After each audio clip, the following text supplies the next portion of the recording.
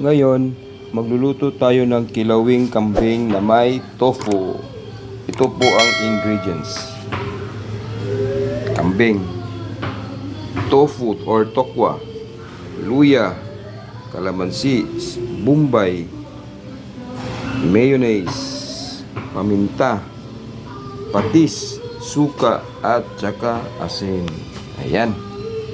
Let's get it on.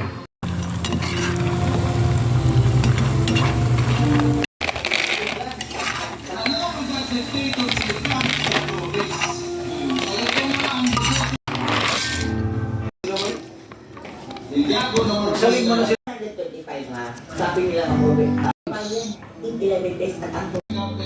Kalamansi, vinegar, mayonnaise, pepper, chili. Spokesperson naman ni VP Sara si Ruel Agonson. Sarap. Marunong siya yung. Okay.